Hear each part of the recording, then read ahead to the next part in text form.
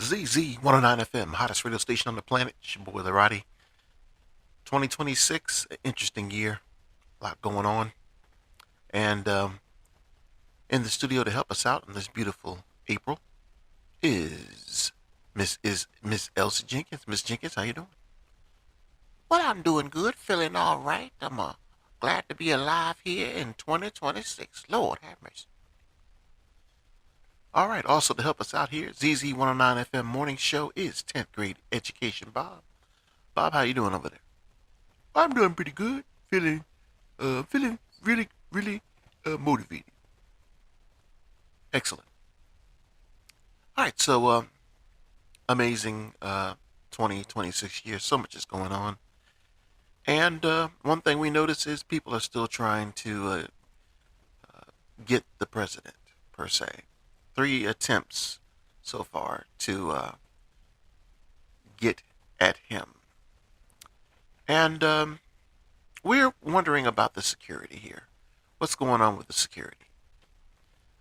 We heard President talk about the security was excellento, but we're going to evaluate it and take a look at it ourselves, right, Ms. Jenkins?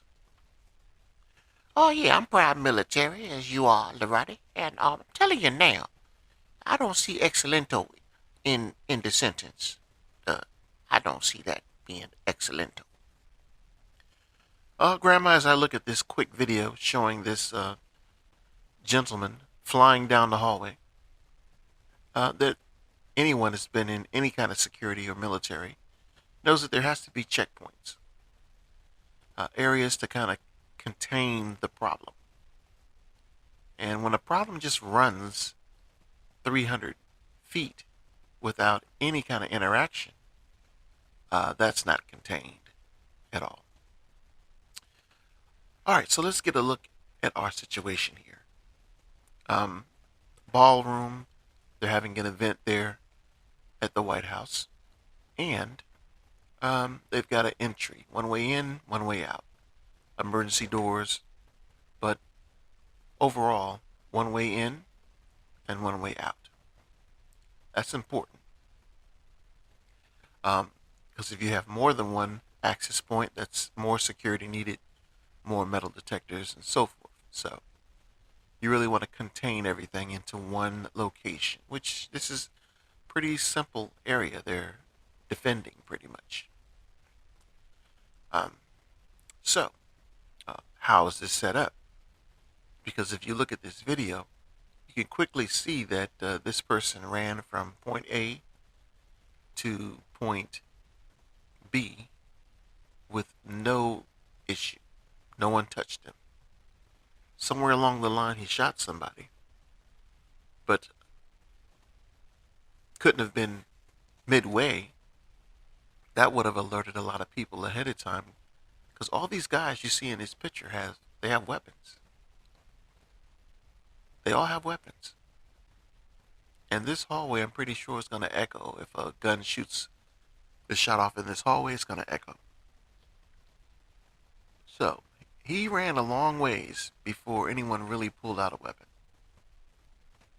But by the time he got to where he was at the first double doors in the image, he was already halfway to his destination, which was the ballroom. Now, as we look at this situation, we see some changes that could be made that could make a whole bit of difference with all these bodies standing around and open area. These changes could have made a big difference in containing this situation. So Grandma, go ahead and draw out the plan that we came up with.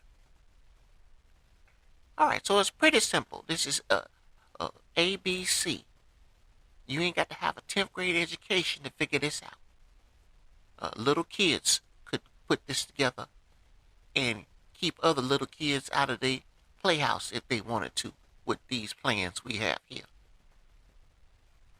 Now, it's very simple. We got zones, and we're not going to complicate it with too much jargon and technology because you don't need to know all that. But what you need to know is that green, yellow, and red are universal colors. Green is good, yellow means wait a minute, and red means hold the hell up. Stop. Just like you're driving a car. It's that simple. Now, when we say zones, we mean areas that people have to go through to get to the ballroom to enjoy their evening. And the first thing people got to do is come up to the building. And when they come up to the building, they have to get checked for weapons. Knives, guns, anything that can cause harm. You have to get checked. You have to get checked to see if you're even supposed to be there with your ticket. See, people have tickets to this event. Okay? So it makes no sense to do all this checking of people for weapons if they don't even have a ticket to even be there. Okay? So common sense tells you how to address people that are approaching your event. So the first thing you want to do is, in this, we call it the green zone. This is the zone where you're going to address people coming to your event. You want to have a first layer that's going to check for a ticket. Because if you don't have a damn ticket, you're not going to go any further into our protected area. There's no need to have any more conversations other than where are your tickets. Because if you're not security, law enforcement, or a ticket holder, then there's no need for you to be here. You can turn around and you can head on back to where you came from. Now, some people are smart troublemakers. They go buy a ticket so they can get in there to cause trouble. Okay? So we can't stop those people. They have a right to buy a ticket too. We don't know what their intentions are until they get further into the event. Now, this gentleman, whether he had a ticket or not, started running. Now, our layers of protection are going to assist us further on in this situation. Now, this situation has a red flag already. This man had a weapon.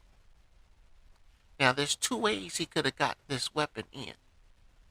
Someone handed it to him, or it was a weapon that wasn't detected by the metal detectors. Now, we're pretty sure no one handed him a weapon. So he made a slip through the metal detectors by having a weapon that wasn't detected by the metal detectors. They have those today. Plastic guns. Very dangerous. But if they slip through, that's where your other layers of security are supposed to come through and help you out. Now, once you pass the green zone and you've showed you have a ticket, you've went through the metal detectors, you're now going to go through what is called the yellow zone.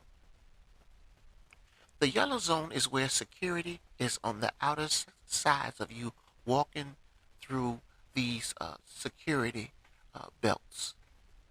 They're just nylon and poles that allow you to kind of walk in a orderly way and fashion to the event. Now, if there's any problem in between the green zone, the yellow zone, and the red zone, these security officers within the yellow zone will react. They will go to work. So, what's important about this yellow zone is no one's supposed to be running. In this yellow zone, everyone's supposed to be walking towards the event. Now, this gentleman was running. Looks like he was running at least 100 to 200 feet. So he clearly cleared the green zone and was running in the yellow zone. Once he got to those double doors where the security officers, the police officers were at, that's clearly going to be your red zone. Because there, if you had a barrier set up, you could have easily addressed him prior to him getting past those double doors in that picture you see. Easily could have been addressed. Now, The importance of the red barrier is that if you set this up properly, you can have doors that lead you past these double doors with that containment area. If there's any issue in the yellow zone or the green zone, these doors can be secured, keeping the red zone clear from the incident. So this is important to set up some type of security posture that is going to help you eliminate any threat to the patrons in the red zone. Once you pass this barrier at the red zone, you're in the event. You are a threat to anyone in that community that are enjoying the festivities. So, when we look at the security overall, we give this security an F because this man ran past 10 people. 10 people. And wasn't addressed until he passed those 10 people and went beyond the scope of the camera system. How is this excellent security? They're very lucky that he wasn't one of those suicide bombers, because a suicide bomber that would have gotten that far into that situation would have detonated his device well into the area of the event. And this is what you want to avoid. You want to avoid this because today's vests and detonation could have chemicals, radiation, whatever you want to connect it to these, causing mass damage in an area that is kind of secure. Now, people are going to rush the dignitaries out of the ballroom, but nonetheless, that's too close for comfort.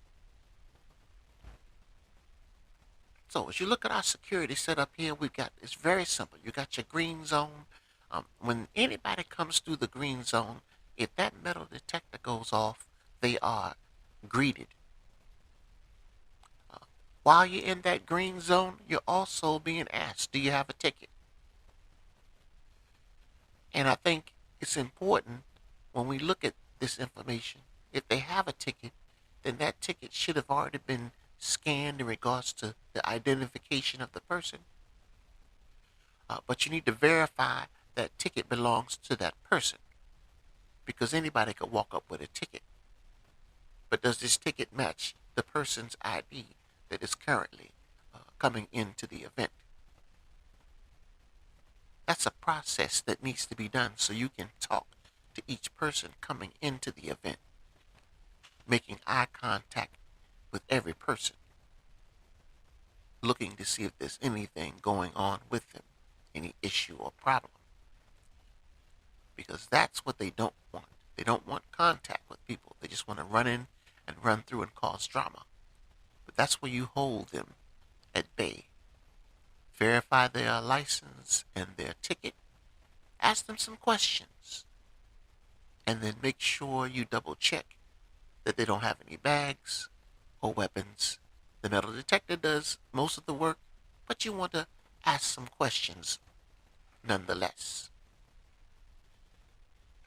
When that detector goes off, if it does go off, if you're lucky to have it go off, all the zones need to be alerted, either with a lighting system that lets them know that the detector has went off. It doesn't mean to lock down anything, but it just lets everyone know that one of the detectors that went off and that there's an issue. It's good to know that something's going on when you're in this large kind of area trying to operate. If something does go down and the person takes off into the yellow area, then all officers need to be alerted in regards to a breach in the security. A breach in the security is very, very dangerous, and anybody running like this man was running in the video needs to be dropped down to the ground immediately. No one in this video took an opportunity to tackle this man. And if you can see the distance that he was from all the officers at a split second, anyone running should have been tackled immediately. You don't need a weapon to tackle someone.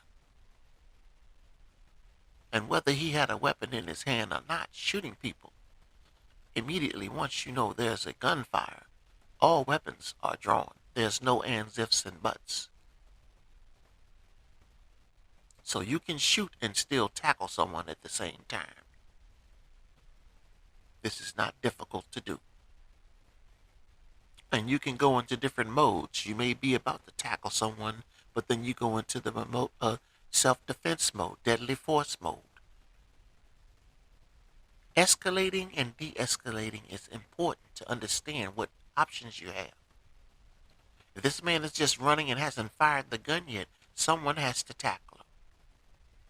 If he's already fired the gun, then deadly force should already be authorized.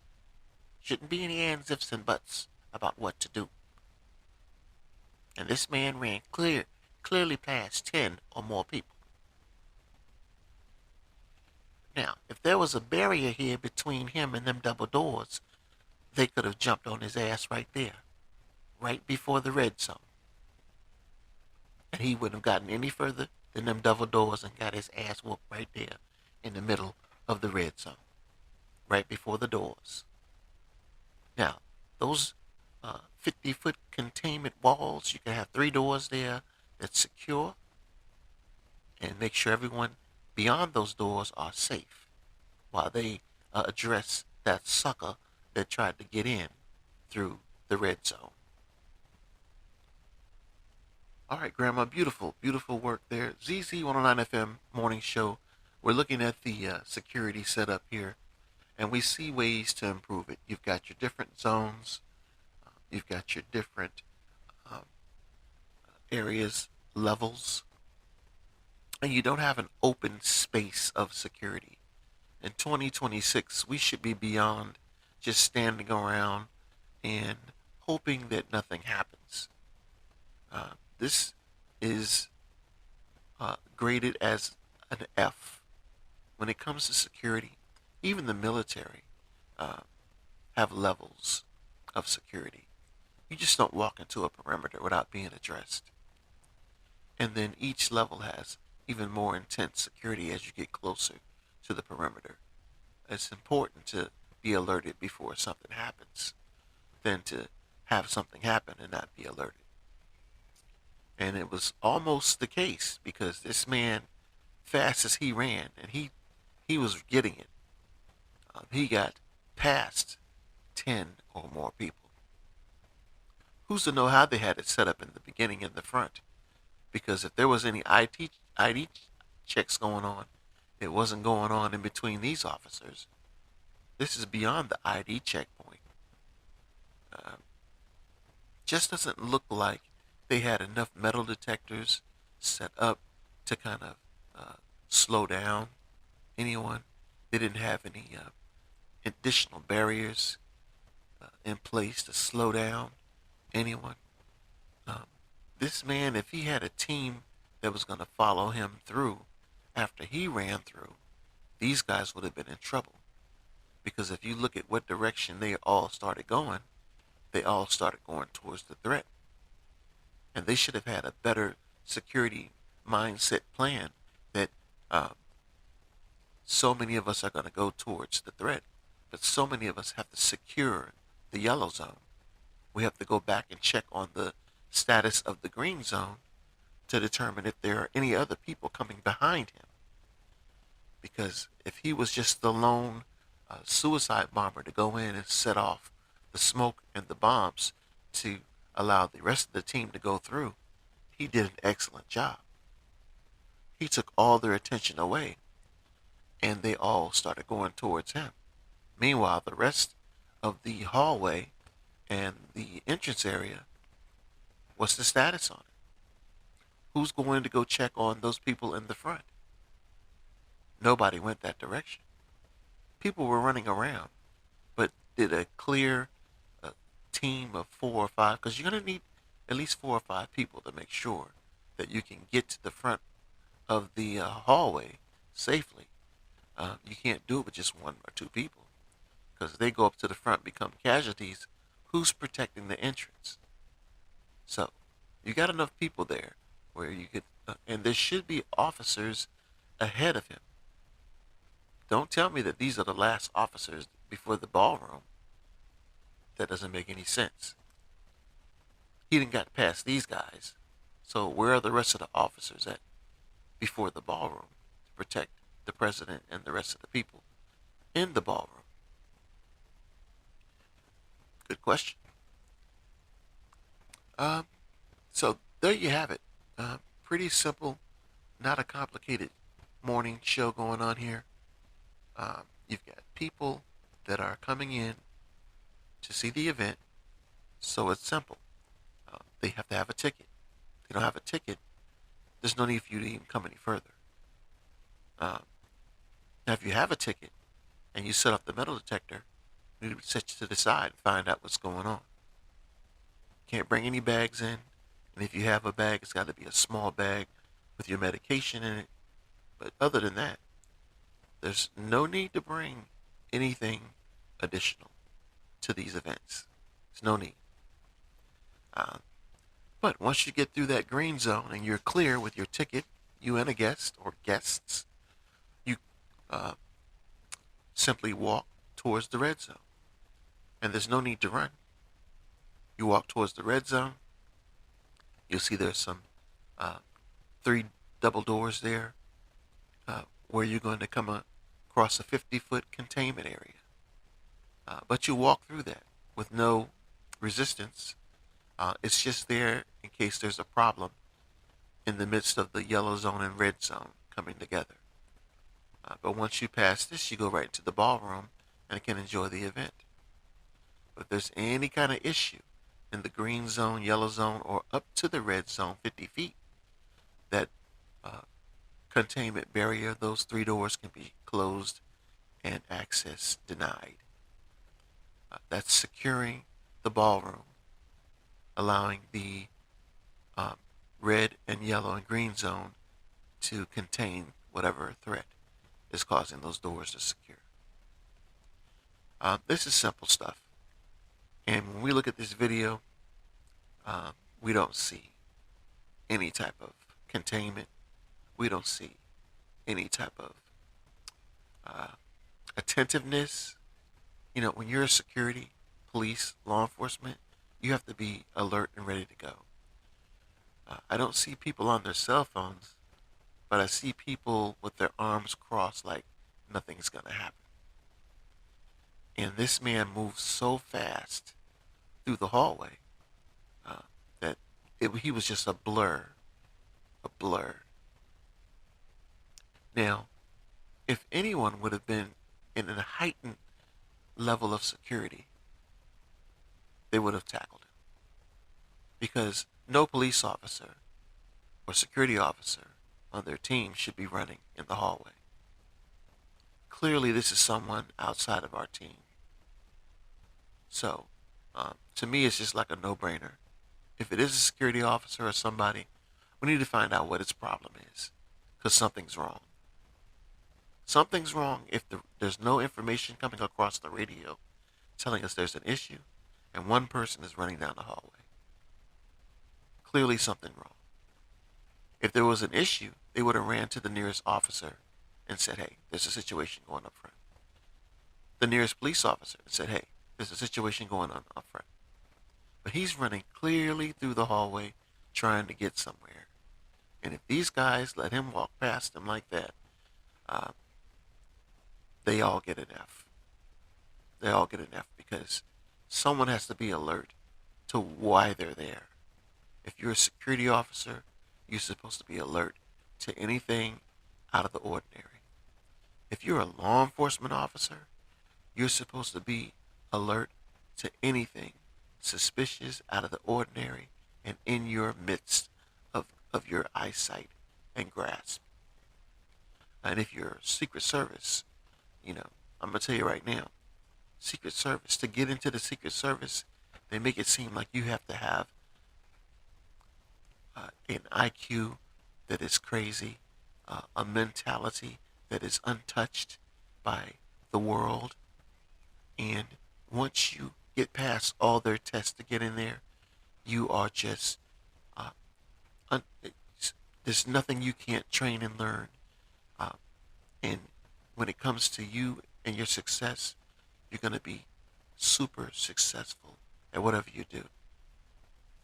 But if you look in this picture and these Secret Service in their suits, that's not the case. Uh, doesn't matter what tests they give people. Uh, that doesn't mean you're going to be the best Secret Service agent on the planet. We've seen a lot of movies where Secret Service agents are the best people on the planet. But you can look in this picture and see that that's not the case. This dude ran past one or two or three Secret Service agents, and they didn't know what the hell was going on. So the F is one that they all get to take home on their report card on this security watch for the ballroom. Let's hope they take this information and this video and do some retraining for future events.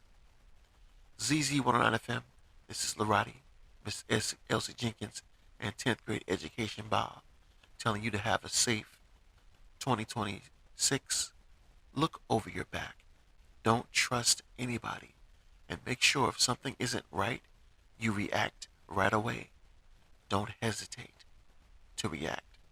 Like in this video, these guys hesitated.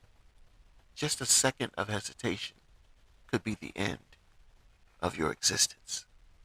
ZZ109FM, Talk Radio. Take care.